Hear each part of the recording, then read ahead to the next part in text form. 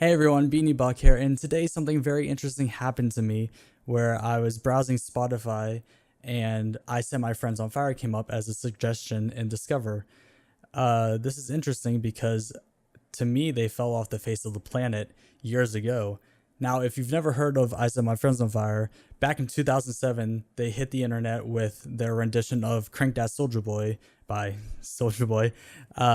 And this actually kind of blew up because before that we never had a cover song that was that different and that different of a style. They shortly came out with a full-length CD, which was completely different from what we've heard of in this genre of music.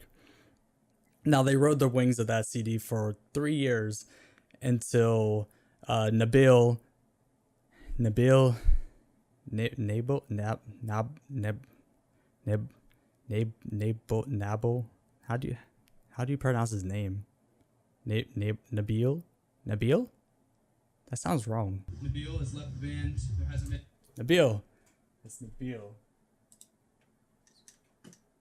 One of those names that you don't really hear too often. So Nabil left the band, and Nabil was the guitarist who also did the programming of the drums, did pretty much the core writing of the songs, while Matt did the vocals, as far as I'm aware. So this was a huge change because when you have a core member that leave, you're losing all that creativity at the same time. But he kind of tried to prove us wrong in that in the next CD that he came out with the year after, and it still had those tones of being I Set My Friends on Fire, but it just sounded like he was trying too hard, and he wanted to keep that original sound that they were going for at the very beginning, but it just wasn't possible because it just, I don't know, it just sounded off. So then 3 years after that, and during that 3 year period, there was always talks about a new CD, and we didn't really have anything coming. There's a few demos that came out in 2013, which one was like an indie song, and it actually sounded really cool. It sounded different. It sounded not like their previous two CDs, and that was cool. It showed that he was going into a new direction. I think it was called like Midwife Toad or something like that. If you get a chance, check it out. It's a really good song. But then after that is where things kind of went weird in a way. They came out with a song called The Decapitation, and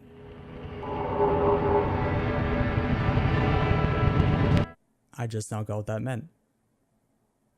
I'm ashamed to know that I even typed this word out and I just now got that. Ugh. So they came out with this song, the Decapitation, clever song name. I just now figured it out. And honestly, it just sounded like if you took fast instruments and then just put like nails on a chalkboard clip over top of it. This is really good. That was the song. That actually hurt me to actually make that song. It sounded bad, and that's not too far off of what that song sounded like. It was really bad, and it just wasn't a good sign. After that, each song just kept getting weirder and worse in a way, and I don't know why. So then I curiosity got the best of me, and I checked out this new song that Spotify was pitching to me, and it really wasn't that bad. It took me by surprise of what an I Set My Friends on Fire song could be. Now, it had those tones of what some of the demos were going for sure. It's more laid back and not as in your face heavy. The screams aren't there. However, there's one problem with I Set My Friends on Fire that I feel needs to be addressed, and that's you can't understand a word he says. You can listen to the song over and over again. I don't even remember the song is called. My Uzi holds 100 round conscience. My Uzi holds 100 round conscience. And you can listen to the song over and over again, and you'll never know what he says for the entire song. And this is a problem that they've had way back on their first CD. If you ever wanted to mimic what one of their songs was back in the day, all you had to do is just screech random loud sounds, and you were pretty much spot on to what the original song sounded like. The problem still persists today, even with clean singing, where you know there's words there, you can hear it. It's just you can't understand what the words are. And typically this problem comes with screaming, where you'll have these motor vocalists. You have these metal vocalists where they'll scream, deathcore a lot, Suicide Silence and all them. They have the style where a lot of the times you don't know what they're saying, because the type of screaming they do is a more distorted, not so clear style. But when you move to clean singing, you should be able to understand what you're saying. There's not too many clean singers I can think of that you can listen to over and over again and you just don't know what they're saying. Now, I understand there's plenty of videos out there showing misheard lyrics, and I feel like that's a completely different thing. You're still hearing words. With this, it's just like, I can hum the song that you're going to do. I don't know what you're saying, but I can take a guess and try to make up my own words. Unless that's his intent of, hey, let's just make a song and then they get to add their own words. So they get to become the vocalist. They get to have fun and creative thinking. So just last year, they just released The Vision and Scarlet Witch, which... and this song is taking all the heavy parts that they had, even the small minute ones, and this just went clean and like a more indie vibe, and they're still doing experimental stuff, which is cool. I feel like after listening to all of the demos that they came out with after Astral Rejection, and then where these two new songs are going that they're released, I feel like it's a good direction. Now, as the title would suggest, does I Set My Friends on Fire, can they have a comeback? I would have to say that I think so. The CD that they're coming out with was supposed to be out years upon years ago. And even whenever I was doing research for this video, I saw plenty of comments on the YouTube channel for theirs that say, hey, where's the CD supposed to be? And this was like 3-4 years ago. So that's back when they announced it, and they keep delaying the CD over and over again. But I think that's for a good thing.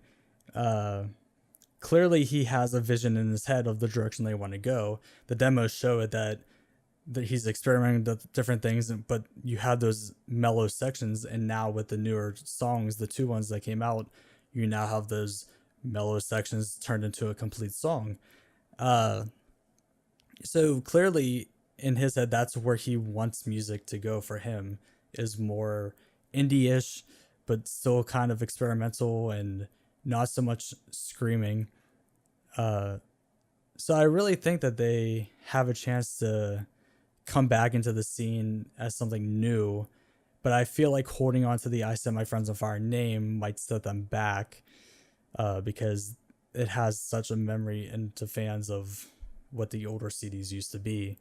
So to keep the same name, and a lot of bands, all bands keep the same name. Those who decide to change their name are on the right path because they realize that they're not the same band anymore. I feel like that's what these guys need to do. But with all that said, I do think that they have a chance to come back with something fresh, something new for them, that they can get new fans to come on board and not the fans that they used to pull in. And they might be able to start fresh and get away from those two CDs that they wanted to. The only issue is that he needs to work on his clean singing, and he needs to make sure he's projecting clearly so that we don't have to play Mad Libs. Mad Libs? Is that the one with the words? Where you have to fill in the blanks? Where we don't have to play that game to make up our own words to these songs. I feel like that's the only thing setting them back from being a really good band nowadays. So I am really excited about the new CD when it finally does come out. I'm always interested to hear new bands or new CDs from bands that I used to previously hate, because it maybe they turn themselves around and they tried something new, which has happened several times in the past with other bands.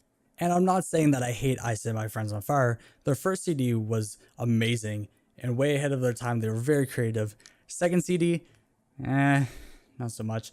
Demos, equally not as much. Midwife Toad, very good song. You should check that out. And I'm actually very curious and excited to where this new CD is going. And maybe I'll have a follow-up video whenever that CD actually does come out. In the meantime, thanks for watching, and I'll see you around on the next video.